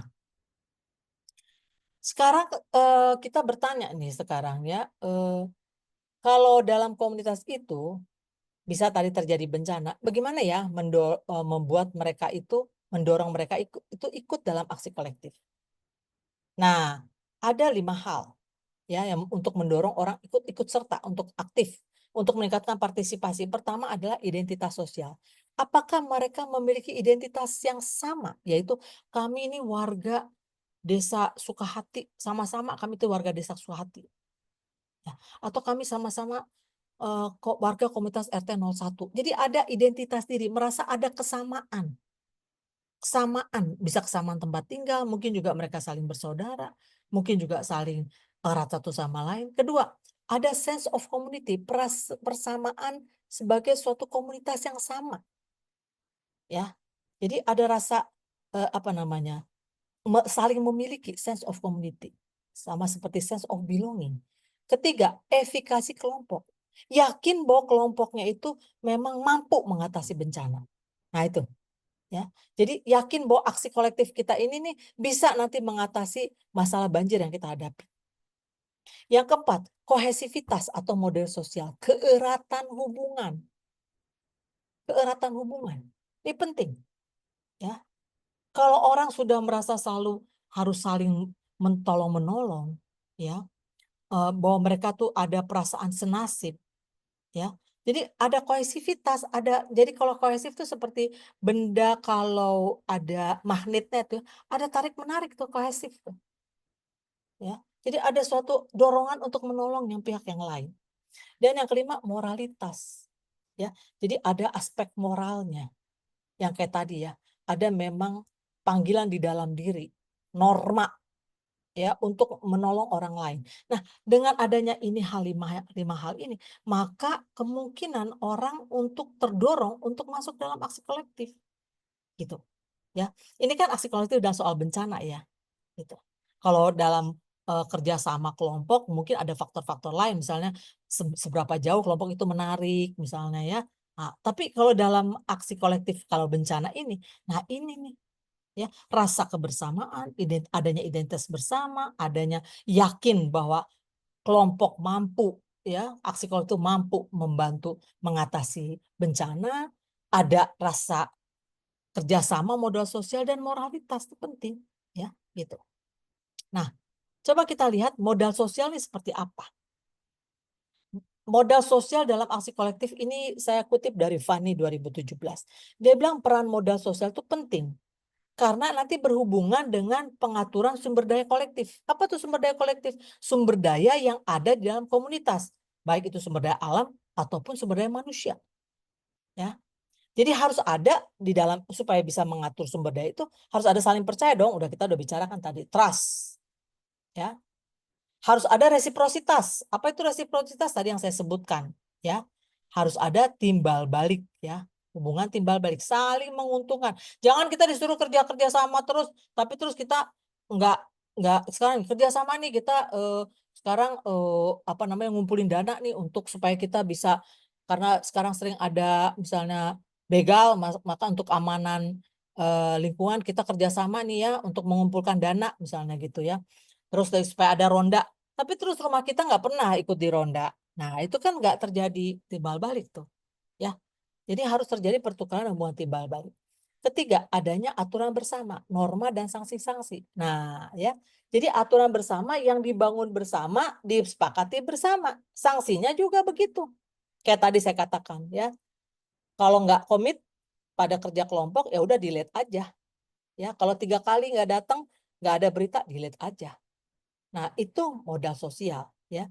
Dan kemudian ada hubungan berjejaring dan berkelompok. Jadi di antara sesama itu, sesama anggota kelompok tuh ada jaringan, saling kontak, saling kerjasama berkelompok. Itu yang namanya modal sosial, ya. Jadi di dalam modal sosial pasti ada kohesivitas. Dalam modal sosial yang tinggi pasti ada kerjasama, ya, gitu. Nah, jadi ini yang nanti mungkin udah dapat ya dalam kuliah pengemas kali ya.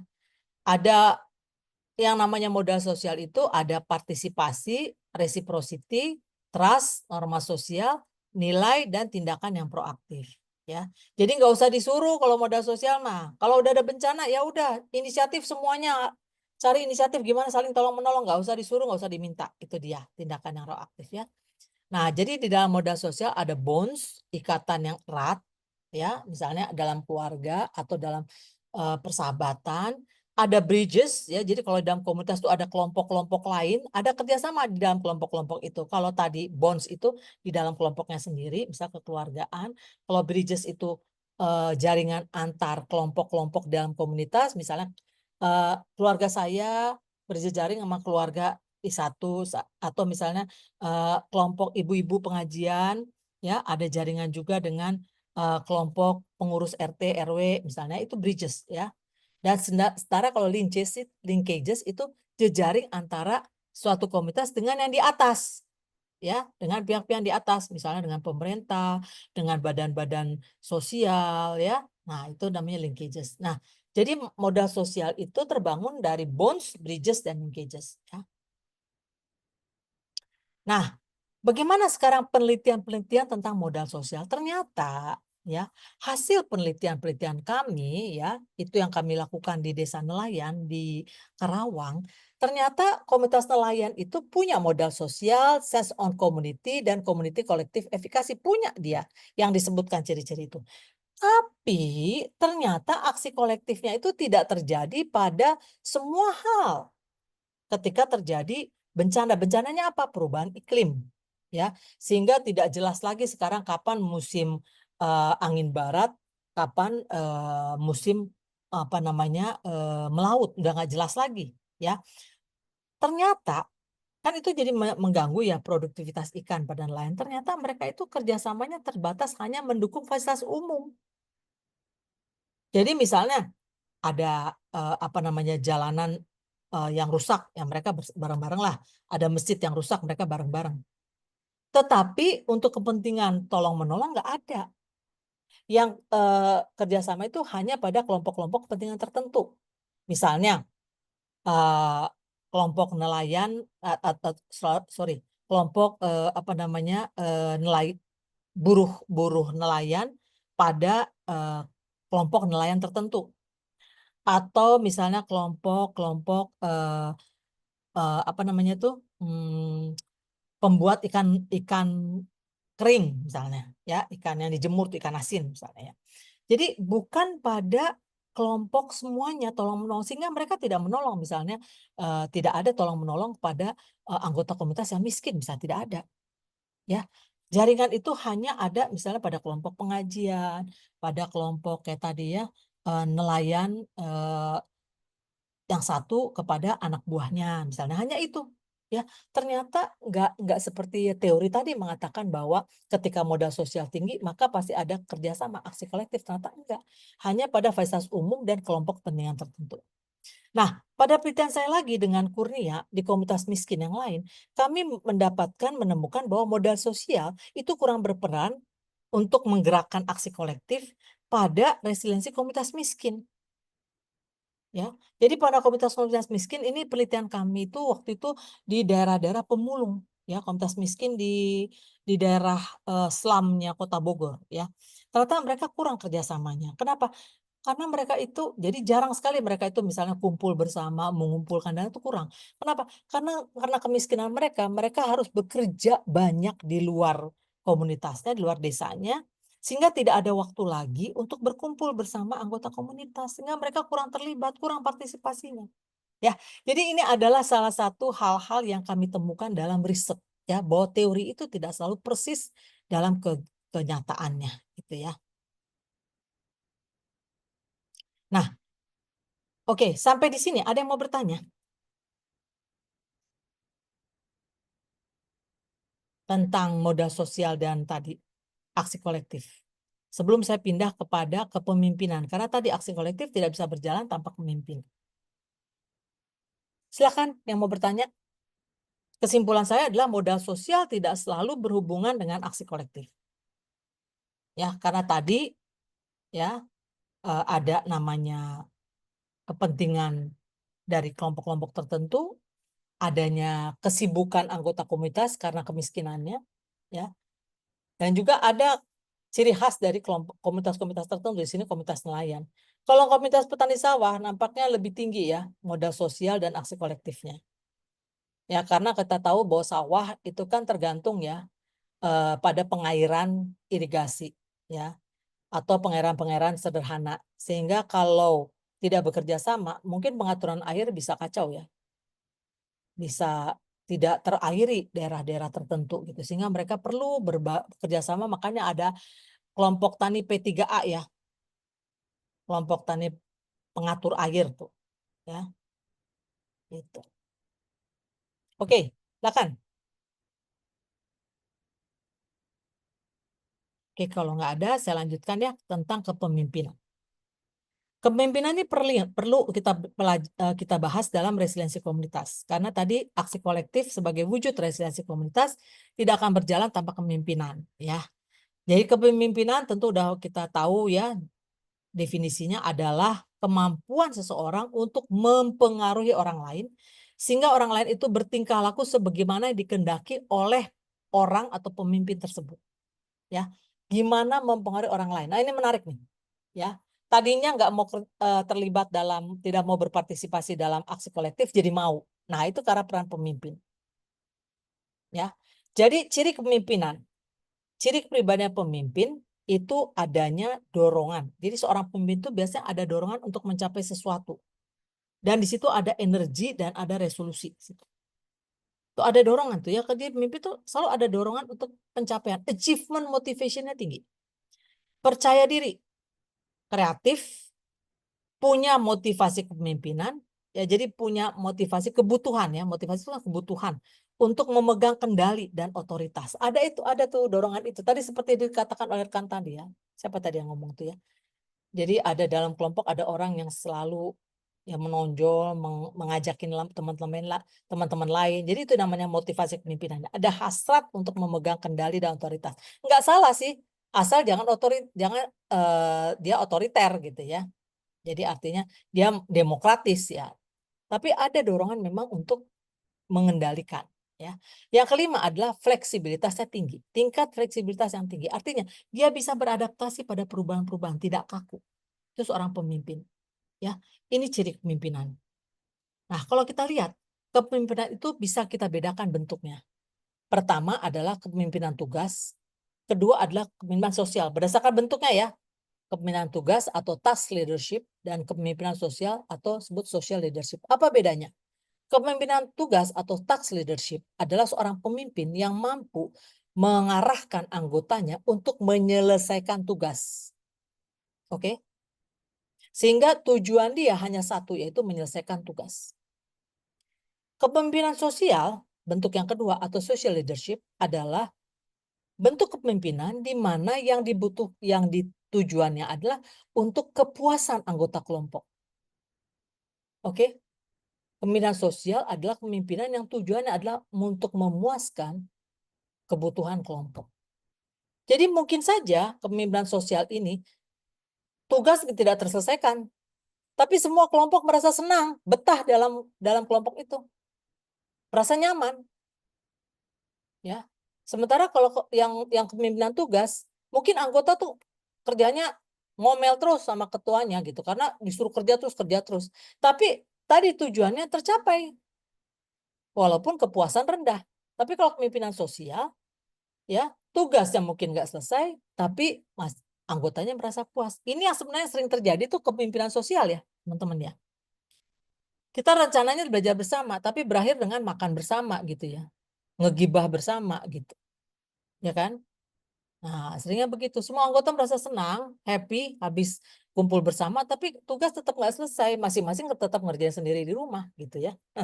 Itu dia tuh. Nah, bagusnya kalau yang bagus gimana? Teman-teman, yang bagus bentuknya gimana? Sosialnya dapet, tugasnya juga selesai. Good, Nashwa. Iya, sosialnya dapet, tugasnya juga.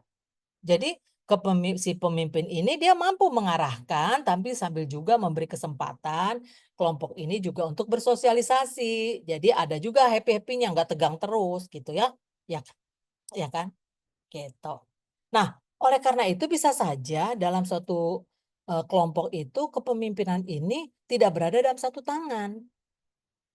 Jadi ada satu orang yang dia memimpin tugas, leadership-nya, task leadership, dan satu lagi memang social leadership. Biasanya itu ketua sama wakilnya. Ketuanya itu task leadership, wakilnya itu social leadership gitu. Jadi dia membujuk, dia membuat kelompok tuh happy. Sementara yang tadi yang si ketua kelompok dia selalu ngingetin, ayo cepetan kerjain, tinggal berapa hari lagi nih, ayo kelompok ini belum gitu ya, memberikan tugas gitu ya. Ini tugas ini belum. Sementara wakilnya itu membujuk ya, menghibur gitu ya, sekali-sekali merilekskan kelompok. Nah, itu ya bisa jadi idealnya tadi satu tangan, dia juga task leadership, dia juga sosial. Tapi kalau nggak bisa, kalau bisa ada dua gitu, satu sebagai task, satu sebagai social leadership. Oke. Nah, itu bentuk ya. Sekarang berdasarkan jenisnya. Jenisnya ada kepemimpinan yang transformasional. Kepemimpinan transformasional itu seperti apa? Kepemimpinan transformasional adalah kepemimpin yang mampu memberikan dampak pada pengikutnya, ya, dan bisa mengubah organisasi atau masyarakat. Tentu transformasional karena yang lebih baik dong, ya kan? Kalau tadinya udah baik jadi lebih baik lagi dan sangat baik. Nah, itu namanya pemimpin transformasional, ya. Jadi dia punya dampak sangat kuat pada pengikutnya sehingga bisa mengubah organisasi atau masyarakat itu ke jalan lebih baik. Itu transformasional. Yang kedua adalah pemimpin transaksional. Seperti apa pemimpin transaksional?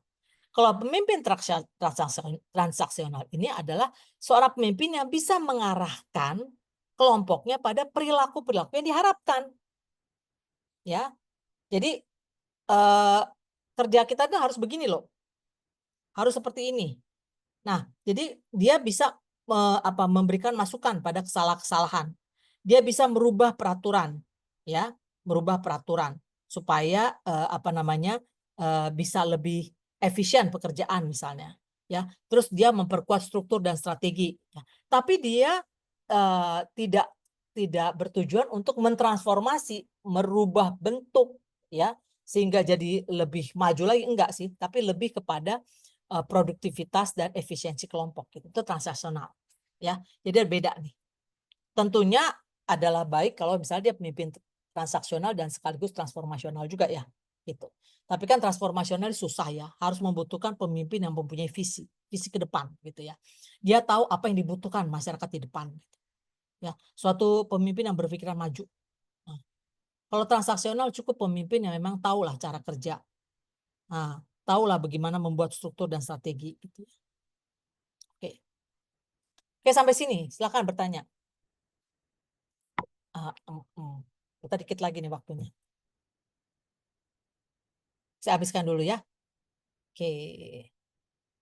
Nah, jadi apa fungsi kepemimpinan dalam resiliensi komunitas? Yang pertama tentu adalah menurut Tusinya dan Sioi ya, tahun 2009. Dalam resiliensi komunitas ketika menghadapi bencana, pemimpin itu fungsinya apa? Menetapkan tujuan kelompok. Ya. Jadi bagaimana mempertahankan fungsi komunitas itu tetap berfungsi untuk menghadapi bencana. Tolong-menolongnya ada, saling memperhatikannya ada, saling membantunya ada, ya. Kedua, membantu terbangunnya aksi kolektif dan aksi bersama.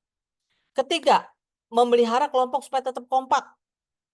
Dan keempat, membangun simbol identifikasi komunitas. Apa tuh simbol identifikasi komunitas? Tadi rasa kebersamaan menjadi satu komunitas. Kita nih RT 01 nih memang orangnya sangat kuat, saling tolong menolong, ya. Kita itu orangnya kompak. Nah, itu dia bangun simbol identifikasi komunitas itu, ya. Jadi ini fungsinya pemimpin, menetapkan tujuan. Kalau enggak, tujuannya kita nih apa nih sekarang nih? Banjir, oke. Apa yang mau kita lakukan? Menahan membangun penghambat banjir supaya nggak masuk pemukiman, atau kita membuat saluran supaya banjir itu bisa tersalurkan ke tempat lain. Ya. Lalu aksi bersama seperti apa? Nah, ya. Terus kemudian kalau ada yang konflik, gimana mengelola konfliknya supaya tetap terpelihara, kelompok kita kohesif, tetap kompak. Ya, itu fungsi kepemimpinan dalam redaksi komunitas. Ya, nah dalam penelitian kami yang kami lakukan bersama Istikasi, dalam mereka meneliti, mahasiswa saya ini meneliti tentang resiliensi komunitas menghadapi erupsi Gunung Merapi. Ya, ternyata erupsi Gunung Merapi ini menyebabkan komunitas menjadi rapuh ya, rentan ya. Karena mereka menghadapi bahaya kan. Maka resiliensi komunitas terwujud karena adanya aksi kolektif. Aksi kolektif dari apa? Dari yang dipimpin oleh pemimpin desa. Ya, jadi pemimpin komunitas itu melakukan pembaharuan. Dia tadi melakukan transformasional tadi. Ya, dia membentuk wisata lokal. Tadinya mereka itu desa pertanian, sekarang menjadi wisata. Ya, Anda tahu mungkin ada yang pernah ya pergi wisata ke Merapi ya. Nah, itu sebenarnya hasil kerjasama pemimpin dan komunitasnya. Ya, dia melakukan regenerasi dan organisasi kelembagaan di dalamnya, tadinya pertanian menjadi wisata. Ya, kemudian terjadi pertukaran informasi antara pemimpin dan anggota komunitas secara langsung, ya, sehingga terjadi dengan menggunakan handphone, sehingga informasi itu tetap terjadi, sehingga meminimkan korban jiwa waktu terjadinya erupsi Gunung Merapi. Ya, jadi itu peran pemimpin di situ. Ya. Lalu penelitian kami lagi berikutnya yaitu di daerah komunitas miskin ya, perkotaan pasca COVID-19 itu di Situ Gede ya, di Bogor. Itu di situ juga kelihatan bahwa pemimpin komunitas di tingkat RW ternyata berperan sekali. Kenapa?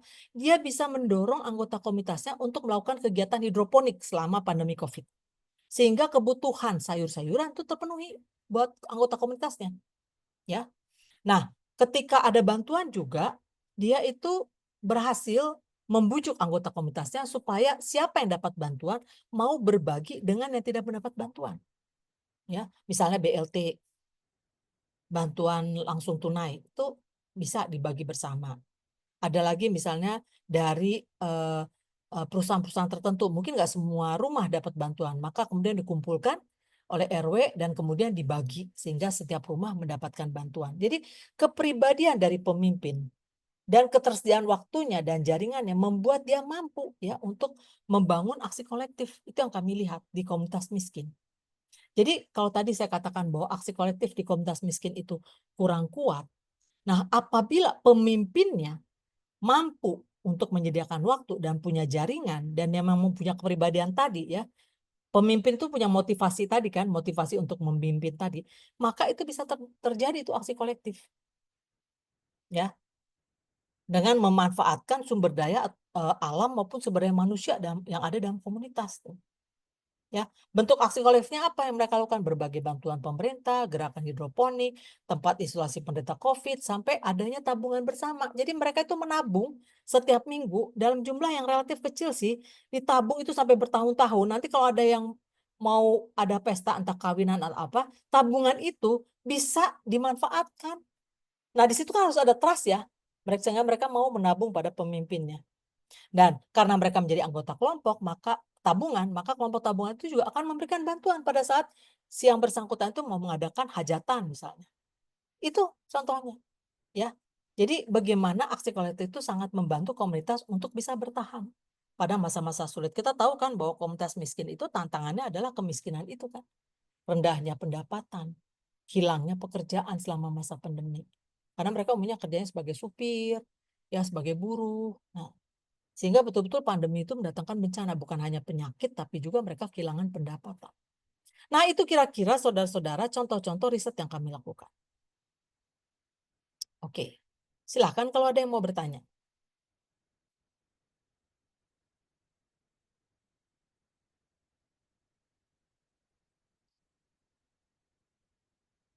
Oh, ini ada nih chatnya, ada yang mau bertanya?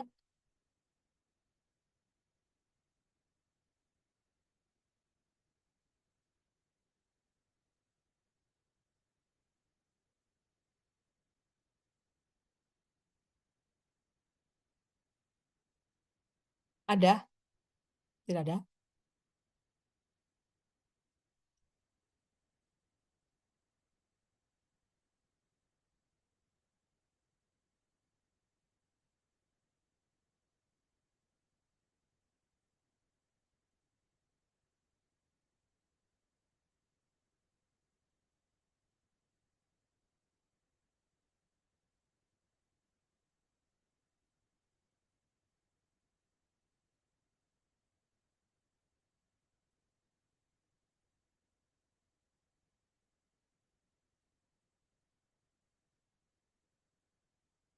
Gimana Bu Ratri?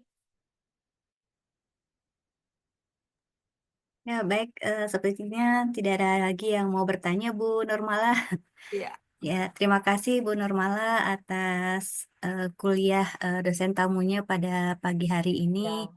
Ya. Semoga menambah tentunya wawasan kepada kami semua mengenai kerjasama aksi kolektif dan kepemimpinan dalam residensi komunitas.